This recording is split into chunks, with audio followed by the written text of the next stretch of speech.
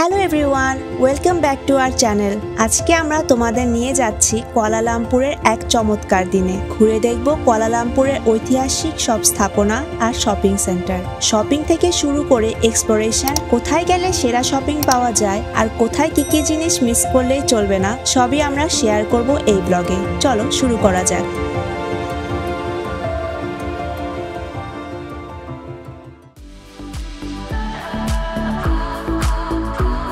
প্রথমেই আমরা চলে গেলাম অ্যাভিনিউ কে শপিং মলে। এটা সুরিয়া কেএলসিসির থেকে একটু ছোট, কিন্তু এখানে পেয়ে যাবা দারুণ সব ব্র্যান্ডেড কাপড় আর শপিং এর অসাধারণ কালেকশন। মলের নিচতলায় আছে বড় একটা ফুড কোর্ট, আর সেখানেই আমরা বসলাম টাকো বেলে ব্রেকফাস্ট করতে।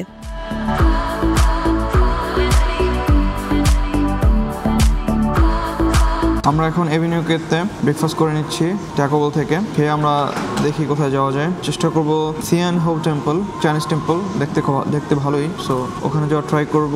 হয়তো ডিস্টেন্স একটু বেশি হবে কেল থেকে। তারপরে আমরা যাব ইন্ডিপেন্ডেন্স স্কোয়ারে, মার্দিকা স্কোয়ার, তারপরে ন্যাশনাল মস্কো দেখা ট্রাই করব। And finally I think will come back to Suria KLCC again for some other shopping. রিম অলরেডি এভিনিউ কেতে ঘোরাঘুরি শুরু করতেছে শপিংয়ের জন্য, but I think Suria is better, Suria আরও বড়। টাকো বেলে আমরা অর্ডার করেছি দুইটা just big meal 2, total cost হলো RM41। সো RM41 বাংলাদেশি টাকা অলমোস্ট মাত্র 1000 টাকা। এখানে আমরা হোটেল লবিতে আরও বেশি টাকাই আসলে খাচ্ছিলাম, so that was a West. দুদিন আমরা শুধু ওয়েস্ট করেছি। সো এখন finally we understood how to it well in KL basically. So খাবার আসুক, খাবার জন্য ওয়েট করছি। খাবার আসলে খাবার খেয়ে আমরা বের হয়ে পড়বো। ওদের রেস্টুরেন্টগুলোতে খুবই কম ভিড় থাকে, বাংলাদেশে যেরকম বসার জায়গা পাওয়া যায় না, এগুলোতে একদম সব ফাঁকা থাকে অলমোস্ট, কারণ অনেক রেস্টুরেন্ট, অনেক জায়গা। খাবার চলে এসেছে।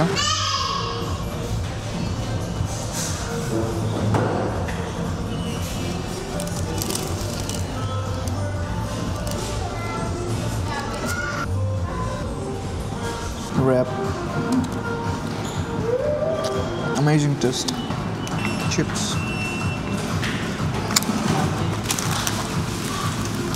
all of this cost মাত্র বাংলাদেশি টাকা 1200 টাকার মতো। It's a great deal. রিম খালি হারায় যায়, রিম করু একটা।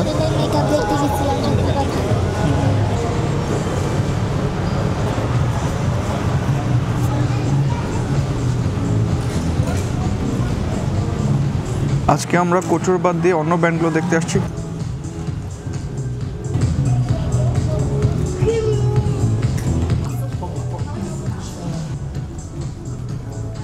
অ্যাভিনিউ হচ্ছে একদম সুরিয়া কেএলসিসির অপোজিটে, যে কেএলসিসি পার্কে আছে সুরিয়া কেএলসিসি। গতকালকে আমরা যেখানে গিয়েছিলাম ওইটা তো লাক্সারি ব্র্যান্ডগুলো আছে। এই আমার পেছনে এটা হচ্ছে সুরিয়া কেএলসিসি, এটা হচ্ছে সুরিয়া কেএলসিসি, আর এটা হচ্ছে Avenue K. Avenue K is more affordable. আমরা গ্র্যাবে যেহেতু থিয়ান হো টেম্পলে যাব, তো গ্র্যাব আসতে প্রায় 20 মিনিটসের মতো লাগবে। ওদের এখানে গ্র্যাব কল করে গ্র্যাব আসতে অনেক সময় লাগে, but grab is very convenient.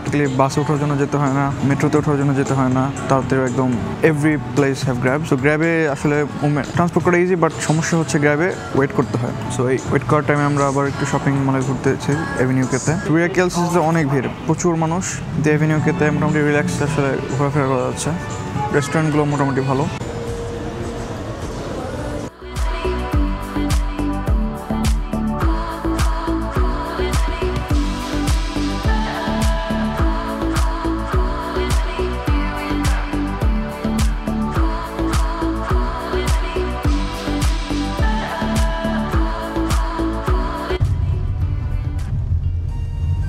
আমরা এখানে যাবো থিয়ান হো টেম্পল, হচ্ছে এখানে।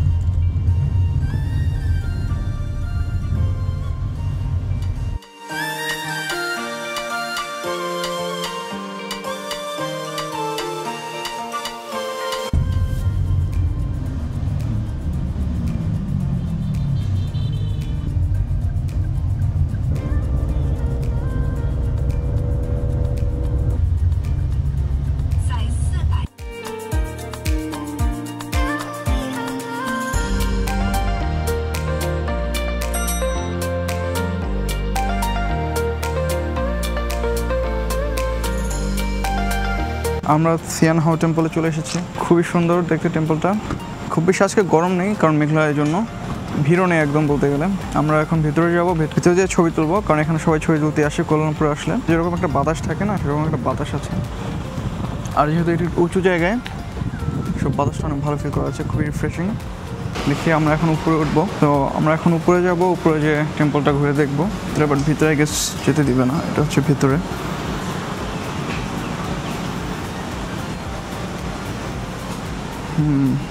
এখানে যে লেখা আছে সংহো তকং থিয়ান হো পারস্টেন খেং চাও Selangor Chinese, I can't really pronounce them, but the Tianhe Temple of Selangor Kengqiu Association officially declared open by 3rd September. So এটা 1989 সালে এটাকে সবার জন্য ওপেন করে দেওয়া হয়েছে। চাইনিজ টেম্পল যেহেতু, চাইনিজ এভরিওয়্যার, চাইনিজ কারুকাজ, চাইনিজ ল্যান্টার্ন, খুবই সুন্দর।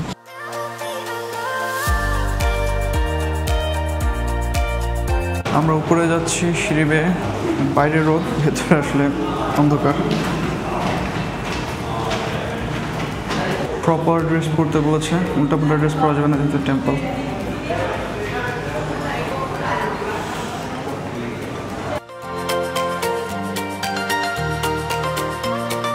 থিয়ানহো টেম্পল কুয়ালালামপুরের সবচেয়ে গ্র্যান্ড আর আইকনিক চাইনিজ মন্দিরগুলোর একটি। এই মন্দিরটি 1980-র দশকে বানানো হয়েছিল চাইনিজ সি গডেস মাজুকে উৎসর্গ করে। এর আর্কিটেকচার সত্যি মনোমুগ্ধকর, ট্র্যাডিশনাল চাইনিজ ডিজাইনের সাথে মডার্ন টাচ মিলিয়ে বানানো। লাল রঙের পিলার, সোনালী ড্রাগন আর উপরে ঝুলন্ত হাজারো ল্যান্টার্ন পুরো জায়গাটাকে করে তুলেছে একেবারে ম্যাজিক্যাল। আমরা ছবি তুলে এখন থিয়ানহো টেম্পল থেকে চলে যাচ্ছি। আমরা এখন যাব ইন্ডিপেন্ডেন্স স্কোয়ার বা মার্দিকা স্কোয়ার যেটাকে বলে।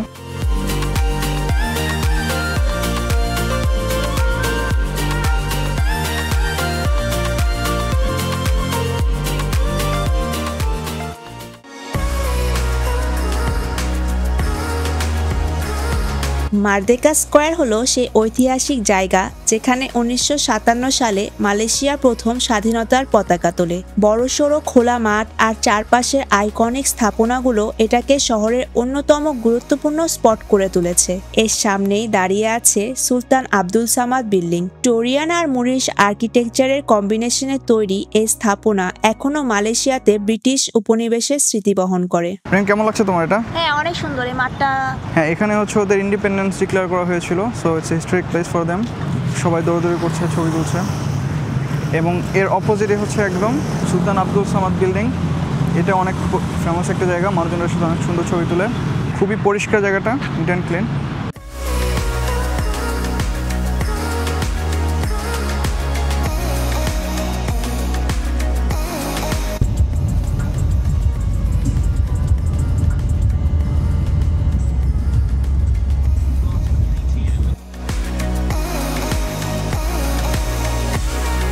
থিয়ানহো টেম্পলের রঙিন সাজ আর চাইনিজ আর্কিটেকচারের সৌন্দর্য উপভোগ করার পর আমরা এলাম একেবারে ভিন্ন পরিবেশে, মসজিদ নেগারা, মালয়েশিয়ার জাতীয় মসজিদে। মালয়েশিয়া সত্যি এক বহুমাত্রিক সংস্কৃতির দেশ। এখানে একদিকে যেমন আছে রঙিন মন্দির, অন্যদিকে আছে আধুনিক ইসলামী স্থাপত্যের এক অনন্য নিদর্শন।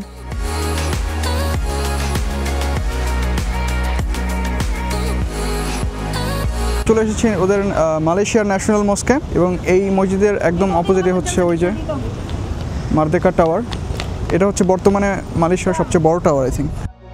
মসজিদ নেগারাতে ঢুকতেই যেন মনে হয় শান্তির এক নতুন জগতে চলে এসেছি। বিশাল সাদা মার্বেলের প্রাঙ্গণ, নীল ছাতার মতো গম্বুজ আর আকাশ ছোঁয়া মিনার, সবকিছু মিলে এটি হয়ে উঠেছে এক অসাধারণ শিল্পকর্ম। দিনের বেলা সূর্যের আলো মসজিদের ছাদে পড়লে নীল আর সাদার মিশ্রণ যেন চোখে এক অপূর্ব শান্তি আনে। এখানে দাঁড়িয়ে মনে হয় মালয়েশিয়ার সৌন্দর্য লুকিয়ে আছে তার ঐক্য, বৈচিত্র্য আর স্থাপত্যের মহিমায়।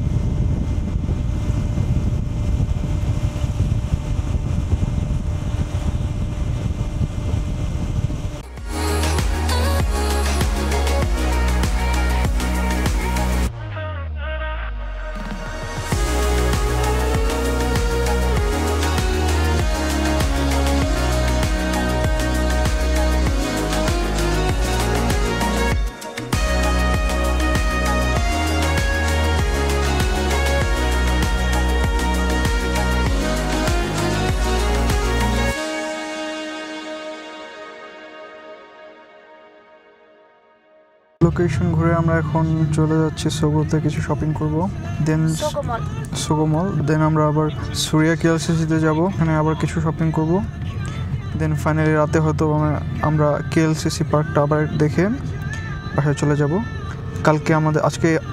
আজকে আমাদের কুয়ালালামপুরের লাস্ট দিন। কালকে আমরা চলে যাব লাংকাউইতে বিচ সাইড দেখতে। So definitely excited for that. Langkawi will be great, Langkawi আরও বেটার হবে। বাট কুয়ালালামপুর অনেক বড় শহর, মানুষ যারা বলে যে কুয়ালালামপুরে দেখার কিছু না, আসলে I don't know what they say. অনেক কিছু আছে, it's way too much. Shop anything from here, it has all the malls, সব টাইপের ব্র্যান্ড, যত হাই এন্ড ব্র্যান্ড থেকে শুরু করে মিডিয়াম টিয়ার যত ব্র্যান্ড আছে, ইউএসএর, ইটালি, কানাডা, সব ব্র্যান্ড এখানে আছে। যারা ব্যালেন্সিয়াগা কিনতে চাও তারা ডেফিনেটলি চলে আসবে ব্যালেন্সিয়াগা। প্রাডা কিনতে চাইলে এখানে প্রাডা, ব্যালেন্সিয়াগা দুইটাই কিনে নেবা। গুচি বাংলাদেশেও পাওয়া যায়, গুচি ইজ চিপ। বাংলাদেশে অনেক গুচি আছে। প্রাডা বাংলাদেশে পাওয়া যায়? হ্যাঁ, নট দ্যাট কমন। গুচি অনেক কমন, মানে গুচি সবাই পড়তে পারে। So Gucci is affordable in Bangladesh.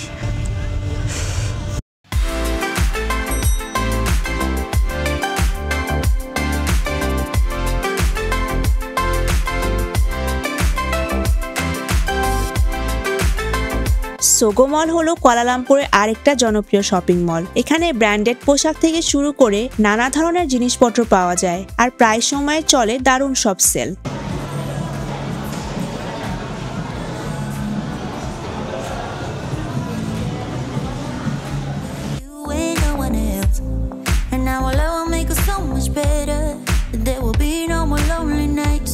এই লিপস্টিকটার দাম হচ্ছে ৬,০০০ টাকা। রিম বলতেছে এটা নাকি অনেক কম। না, এটা ডিওরের, তো এটা কম। ডিওর, সো হোয়াট গাইস, আমার ডিওরের লিপস্টিকটা আমি নিতে পারলাম না, it's out of stock. You are happy, right? You are happy. I guess you jinxed it. Rim গুলিস্তানের পাড়া কিনে নিয়ে এসেছে। না, এটা গুলিস্তানের পাড়া। ৬,০০০ টাকা দিয়ে লিপস্টিক কিনছি, ৬,০০০ টাকা দিয়ে লিপস্টিক। ৬,০০০ টাকা কিভাবে পাড়া হয়? ডেফিনেটলি গুলিস্তানের পাড়া।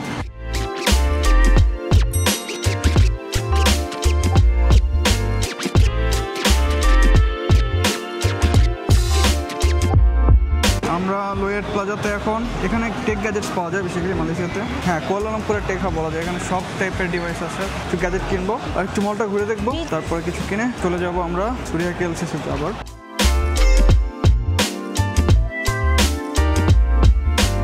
প্লাজা লোয়াট হলো কুয়ালালামপুরের সবচেয়ে বড় আইটি ও গ্যাজেট মল, যেখানে একসাথে সবকিছুই পাওয়া যায়, মোবাইল থেকে ল্যাপটপ পর্যন্ত। টেক প্রেমীদের জন্য এটা একদম পারফেক্ট জায়গা, আর ভালো করে খুঁজলে পাওয়া যায় ইউনিক সব প্রোডাক্ট।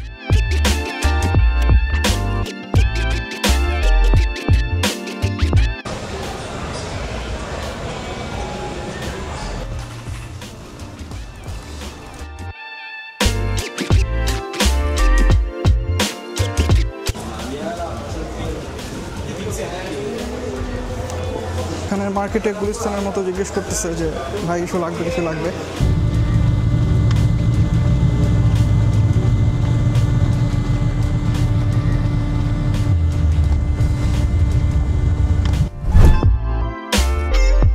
এরপর আমরা চলে এলাম দিনের শেষ গন্তব্য কেএলসিসি পার্কে।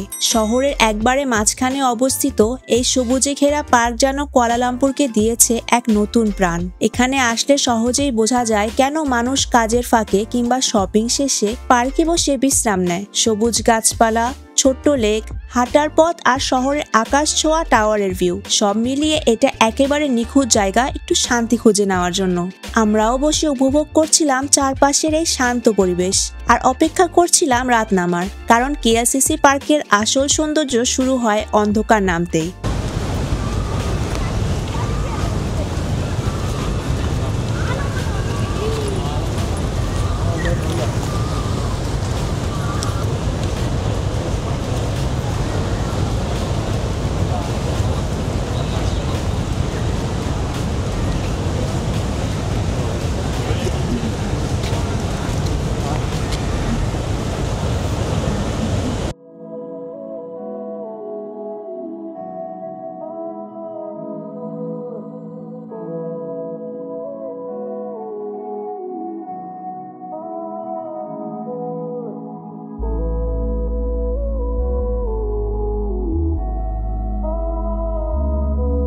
আমরা শপিং করে এখন কেএলসিসি পার্কে বসে আছি। রাতে লাইট দেখবো পেট্রোনাস টাওয়ার কীরকম দেখতে, রাতে সেটা দেখে তারপর আমরা বাসায় চলে যাবো। এই সারাদিন আমরা অনেক জায়গায় গিয়েছি। প্রথমে আমরা গিয়েছিলাম সিয়ান হাউ টেম্পলে, পরে দেন আমরা গেলাম মারদেকা বা ইন্ডিপেন্ডেন্স স্কোয়ারে, দেন আমরা ন্যাশনাল মস্ক দেখলাম, দেন আমরা গিয়েছিলাম সোগো শপিং মলে গেলাম, এরপর আমরা প্লাজা লোয়েটে গিয়ে কিছু টেক গ্যাজেট কিনলাম, তারপরে আমরা এভিনিউকেতে গিয়ে আবার কিছু শপিং করলাম, দেন আবার সুরিয়া কেএলসিসিতে এসে কিছু শপিং করে ফাইনালি এখন একটু বসে আছি শান্তিতে। বাট আজকে অনেক কিছু দেখা হয়েছে, এটা ওয়াজ এ ভেরি ইভেন্টফুল ডে। এখন একটু রাতে কেএলসিসি পার্কটা দেখে রাত বাসায় চলে যাব। কালকে সকাল, হ্যাঁ যেহেতু আজকে আমাদের লাস্ট ডে, কুয়ালালামপুরের লাস্ট ডে, আমরা এখানে তারপর প্যাকিং করে কালকে সকাল ফ্লাইটের জন্য রেডি হতে হবে। তো লাঙ্কাউইতে I think it will be a lot more blue, a lot less city.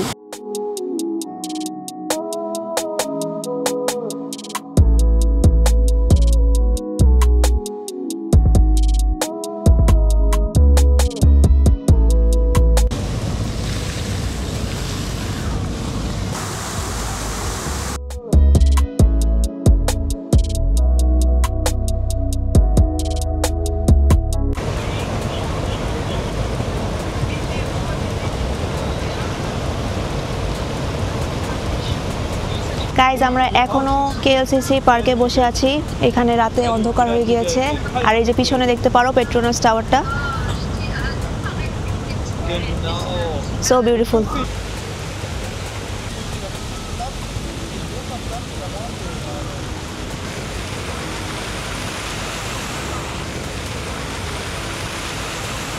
সন্ধ্যা নামতেই কেএলসিসি পার্কে শুরু হলো লাইট শো। সবাই বসে আলো আর পানির ছন্দ উপভোগ করছিল। আমরা কিছুক্ষণ দেখে আমাদের হোটেলের দিকে ফিরতে শুরু করলাম। এই ছিল আমাদের কুয়ালালামপুরের শপিং আর এক্সপ্লোরেশন ব্লগ। আশা করি তোমরা আমাদের মতোই উপভোগ করেছো এই শহরের রঙিন ভ্রমণ আর সুন্দর মুহূর্তগুলো। কিন্তু এখানেই শেষ না, কারণ নেক্সট ব্লগে আমরা যাচ্ছি একেবারে সমুদ্রের দ্বীপস্বর্গ Langkawi. So don't miss it, কারণ ওখানে থাকবে আরো বেশি অ্যাডভেঞ্চার আর চমৎকার ভিউ।